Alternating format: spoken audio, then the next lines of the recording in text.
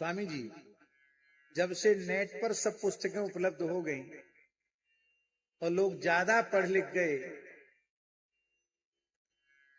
तब से शास्त्रों के प्रति हीन भावना, उनके प्रति श्रद्धा, उनके प्रति विश्वास, उनके प्रति प्रेम, उनके प्रति समर्पण, उनके प्रति श्रद्धा, उसमें बहुत कमी आ गई। आप मांस भक्षण का निषेध करिए, देखिए तमाम लोग कहेंगे अमुक पुराण में मांस खाने की बात लिखी है, अमुक पुराण में मांस खाने की लिखी है। कितने दुर्विनीत दुष्ट हृदय तो ऐसे भाग्यहीन हैं जो गोमांस तक खाने का समर्थन करने लग जाते हैं, प्रमाण ग्रंथों का देते हैं, अमुक पुस्तक में लिखा, अमुक पुस्तक में लिखा।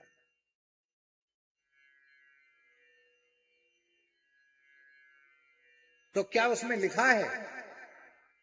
आप प्रश्न करेंगे क्या उसमें लिखा है?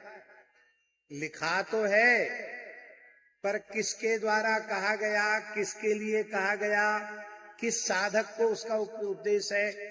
शास्त्र किसी एक व्यक्ति के लिए नहीं होता है।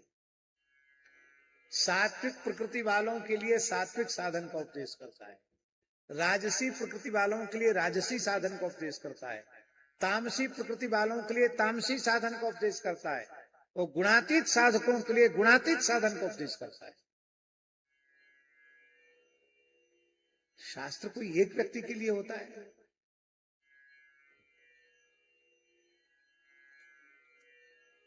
फिर उस प्रकरण में उसका क्या अर्थ है? शब्दों के अनेक अर्थ होते हैं, तो ऐसे शब्द ही क्यों डाले गए शास्त्रों में? परोक्ष प्रिया ही देवा, देवता परोक्ष प्रिय होते हैं। प्रत्यक्ष में अर्थ उसका कुछ दूसरा निकलता है, पर जो प्रत्यक्ष में अर्थ है वो नहीं है।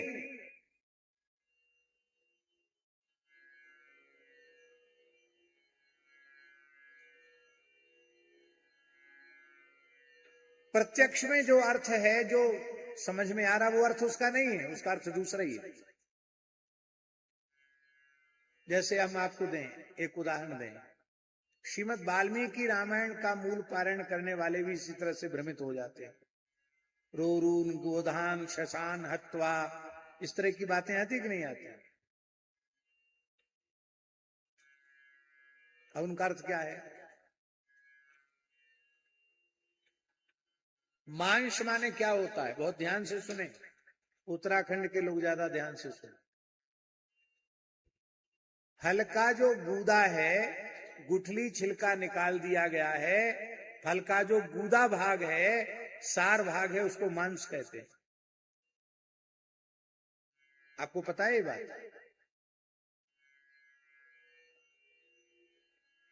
आप तो उसी को मांस मानते हैं।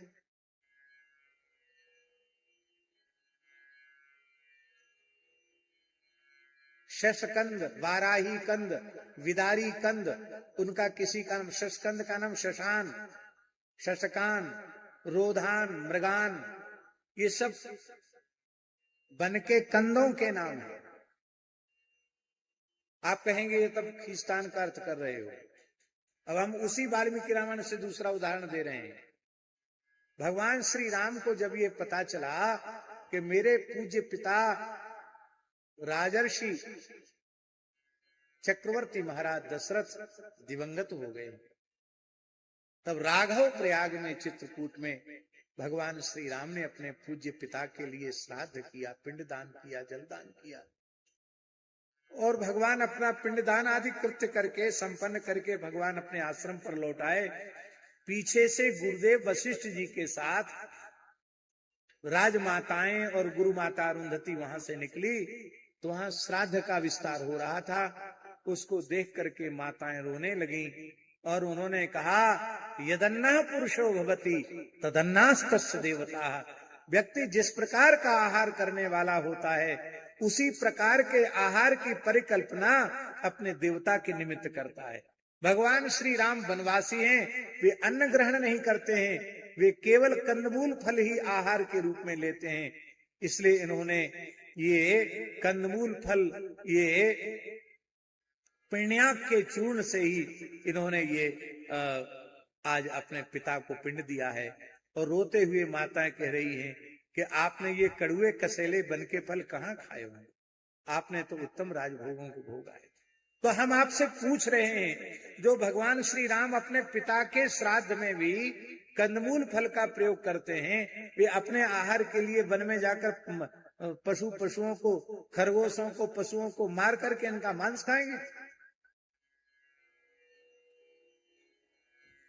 इसलिए पुराणों को, शास्त्रों को स्वयं पढ़ने की विधि नहीं है, अधिकारी वक्ता के मुख से श्रवण करने की विधि। किसी ग्रंथ को गुरुमुख क्यों किया जाता है? क्यों किया जाता है गुरुमुख? इसीलिए किया जाता है, कथा में जो प्रसंग सभी साधक जगत के परम कल्याण के लिए होते हैं, उनका ही व्याख्यान किया जाता है। जिन प्रसंगों को बहुत विस्तृत करने की आवश्यकता नहीं है, उनको नहीं किया जाता।